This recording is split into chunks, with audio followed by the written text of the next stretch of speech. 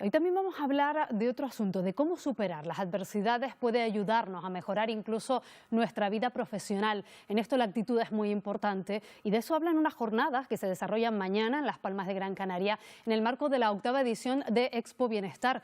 Una de las ponentes será la exgimnasta Almudena Cid, a quien ya saludamos esta mañana. Buenos días, Almudena.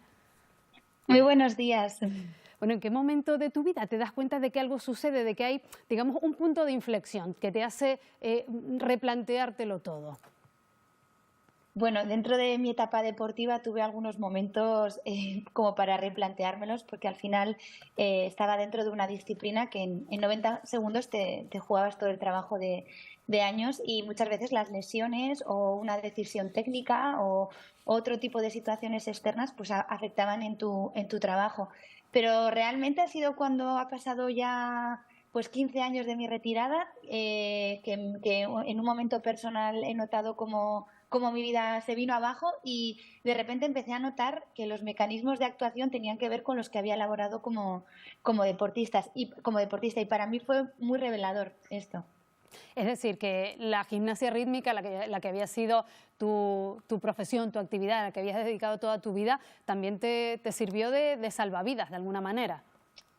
Sí, creo que no es solo en mi caso por mi etapa deportiva, sino que todos tenemos un cúmulo de experiencias previas en otras profesiones Mm. o de nuestros momentos vitales que hemos ido atravesando, que pueden ser reutilizables para momentos como muy difíciles. Y al final tiene que ver con el autoconocimiento. Entonces uno tiene que estar dispuesto a querer conocerse, ¿no? ¿Qué ocurre? Que en la etapa deportiva nos escuchamos mucho a los deportistas, porque de alguna forma, si no eres, por ejemplo, un deporte de equipo, en el mío era individual, tienes muchos momentos de silencio y de muchas conversaciones contigo misma. Entonces, quizás esto es lo que para mí fue muy relevante, decir, ostras, que todo aquello que me hablé, todo aquello que conversaba conmigo misma para momentos complicados, estoy volviéndolo a hacer en un momento de vida personal que creía que era algo inconexo, y al final son experiencias vitales, ¿no? Da igual en el contexto que te estés moviendo. Muchas de esas reflexiones las plasmas en un libro que has escrito que se llama Caminar sin punteras, en el que me interesa porque señalas que es importante distinguir la diferencia, o sea, hacer una diferencia entre esfuerzo y sacrificio. Sí, y esto lo descubrí retirada, porque como deportista, cuando entrenamos a nivel de base escolar o por placer, sí que está implícito un poco el tema de la competitividad, pero bueno, está ahí de una forma un poco pues más diluida, ¿no? Pero cuando ya te adentras en el deporte de élite, donde sabes que tu valía y lo que representas tiene que estar defendido en un tapiz en 90 segundos, todo adquiere otra dimensión, ¿no? Entonces, entiendes que tienen que haber sacrificios. Es decir, yo irme de casa con 14 años, para mí eso fue un sacrificio que interpreté después, pero que durante mi etapa deportiva tan jovencita lo único que quería era crecer como deportista. Pues sí fue un sacrificio.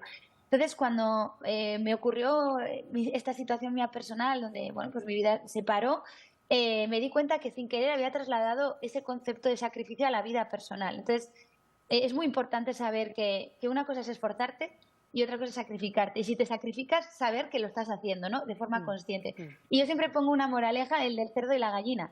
Esta es una gallina que le dice al cerdo, vamos a abrir un restaurante de desayunos. Y el cerdo, bien. Y entonces de repente le dice el cerdo, bueno, ¿y de qué va a ser el menú? Y dice, muy sencillo, huevos con bacon, bien. Entonces, mientras la gallina pone los huevos y se esfuerza, pues el cerdo se estaba sacrificando, ¿no? Entonces, esta moraleja para mí representa un poco lo mal que entendí la diferencia entre esfuerzo y sacrificio. Cuando tu esencia se va en eso que estás haciendo, cuestiónalo, ¿no? O al menos tenlo en cuenta o reflexiona sobre ello.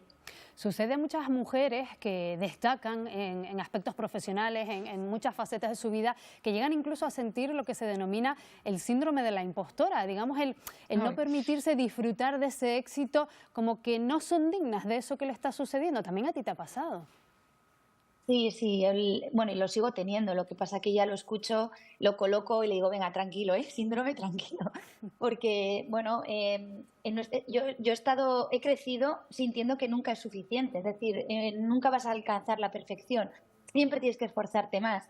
Y entonces, cuando de repente obtienes, ¿no? En mi caso, por ejemplo, fue un momento como muy revelador también, una vez que tuve que ir a hacer un evento publicitario y me pagaban la mitad de la beca que yo cobraba anualmente con esfuerzo, sacrificio, dolores, lágrimas, y no lo entendía, que por estar posando en un fotocall cobrese la mitad de lo que correspondía en un año de tanta dificultad, ¿no? Entonces era como, no, esto yo no me lo merezco. O sea, ¿cómo me van a pagar esto en algo tan simple o tan sencillo que alguien podía decir, joder, pues aprovéchate, ¿no? Pues yo soy incapaz, o sea, todavía me ocurre que tengo que decir, bueno, algo igual, has sembrado, has generado, has hecho algo que en su momento pues no fue de esa manera remunerado, y ahora de otra manera pues estás pudiendo tener otra forma de trabajos, ¿no? Pero está ahí. O por ejemplo me dan una serie y me cogen en una serie. Y creo que como no he tenido la misma formación que igual muchas actrices que llevan toda la vida, que yo me he incorporado hace 12 años, de repente no soy merecedora de que me hayan dado ese casting. Digo, pero si has hecho el casting, lo has pasado, te han cogido. Bueno, pues no sé si está en mi personalidad, posiblemente, de esta sensación de infravalorarme siempre, pero que al menos yo ahora ya tengo los mecanismos para hacerle frente, ¿no? Y esto es lo que creo que he ido elaborando a lo largo de los años, que cada uno es como es, y cada uno, si se conoce, pues va a poder contraatacar a esos gremlins, ¿no? Esos demonios que nos sabotean muchas veces.